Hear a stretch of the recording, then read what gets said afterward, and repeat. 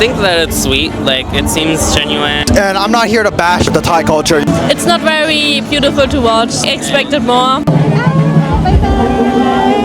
One of the few traditional sentiments that I can kind of get behind. When I was younger, I used to build this when I was in nursery school. It's happy Loykathong. Today's Loykathong. Selena, can you explain to the audience what does Loykathong mean? What is the purpose of it? So it's a lantern festival. It's about good spirits, bad spirits, old spirits, cleaning everything bad away from you. So you like a floating boat made out of banana leaves and flowers, which you put on the river, like Chao Phraya River in Bangkok. And it's like wishing something good for you and your family and your loved ones and making the bad or old spirits go away. It's like, yeah, I'm half Thai, so sometimes the correct word doesn't come in my mind automatically. We're planning to go to Icon Siam and we're going to do that, so I'm going to take you guys with us. On our way to Icon Siam, you're ready to go do some Loykathong. Yes, I want Loykathong.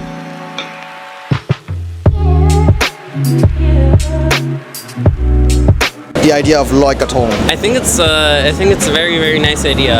One of the few traditional sentiments that I can kind of get behind, I think. What are your thoughts, Hannah, on Loykathong? I wanted to do my Bangkok project on Loy Krathong, so I know a bit from it. Wait, explain to me what is the purpose of Loykathong? To release negative energy, to say thank you, to make wishes for the future. Also something with Buddha, to the goddess of water. Alright guys, so I am at Icon Siam. I never come here, man. But for the Platts, for the Germans.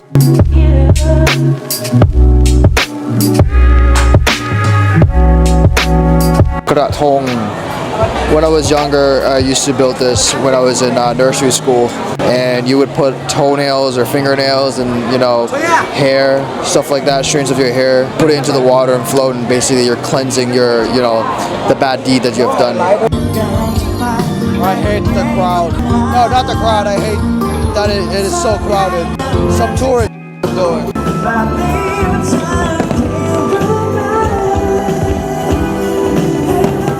We put hair, we put nails, we put all that stuff in there already.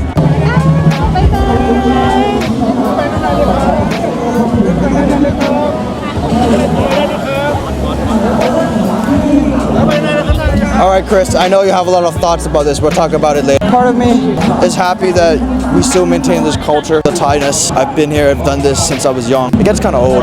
There's always criticisms to every culture, every traditions, Christmas, Songkran, everything. We just finished the thing and I'm here with Chris. You're very critical but objective, and I appreciate that a lot. And I have a lot of questions for you about the Loykathong. First of all, this is your first Loykathong. I've been doing it since I was literally young, coming here with my mom. What are your first initial thoughts when you heard about this tradition? I think that it's sweet, like it seems genuine and it seems like a tradition that I can get behind, like compared to other cultural things. I'm just kind of like, I don't really know if it makes sense. I think it's kind of sweet, the idea of like letting go of bad things and stuff. I feel like kind of like New Year's, leaving old stuff behind, trying to move forward. So I think that's quite nice. I feel like it'd be a nice experience if it weren't that big of a crowd, at least for me, because then it's a lot of like shoving people, waiting for people to walk, and so that's kind of annoying. But the tradition itself, I think, is really cute. I think it would be way better in Chiang Mai though. Nowadays, because we're just always in a rush and stuff. Usually before we would hand make the kathong ourselves, get the banana tree and then cut it, and then everything was organic and biodegradable. But now it's kind of counterintuitive. You're letting go of bad things, but then you're also putting plastic into the sea and ocean. But then again, there's always downsides to every tradition. Obviously there's downsides to Christmas and stuff, but it's just a thing that we can point out. Do you agree or you disagree? Any criticisms with Loykathong in your opinion? I feel like the biggest one would probably be environmental stuff. Like it will probably have some type of impact, even if it's like biodegradable. You're like putting 300 little banana leaves into the water. Banana trees, yeah. Yeah, banana trees. So it's just like, I guess that. Besides that, not really. I think it's a quite harmless tradition. I like the tradition. I think it's a cute one. I'm not really aware of why they are doing it, so I cannot really judge that. It has a spiritual meaning to that and gives hope, but it's beautiful, but it's not very beautiful to watch, so I expected more. And should as a tourist that just wanted to see something phenomenal. I think Icon Siam isn't really like the best place to do it. If you want to go, you go to Chao Phraya River. But you know, you get what you get. Not the best first experience for you, but you know, it is what it is. Chiang Mai, yeah. With the balloons or something that goes. The lanterns. The lanterns. I think that's probably much more beautiful and impressive. Like I've talked to Chris about this a little bit. It's pretty counterintuitive. Like you're trying to forgive the ocean, but then you're putting plastic into the ocean or lake for that matter. So it's an interesting thought, you know. I don't know what those things are made of. I touched it. It seems like plastic. I think it's no plastic. I hope it's something from a banana tree, somebody told me. But even if you paint it and then put like the candles on it, it's definitely not good for the sea. And I'm not here to bash the culture, the Thai culture, you know. There's downsides to every culture, you know, every tradition.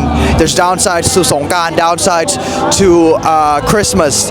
There's downsides to Chinese New Year. There's downsides to anything, everything, every culture. So I'm just mainly presenting the, you know, the facts kind of thing. Be respectful in the comments. You know, if you guys have disagreements, you know, I'm more than happy to respond. And if you guys are in Bangkok, if you guys want to discuss any particular topics that I, you know, talk about on this channel, shoot me a text, you know, or email me or whatever, DM me on Instagram. That's cool too.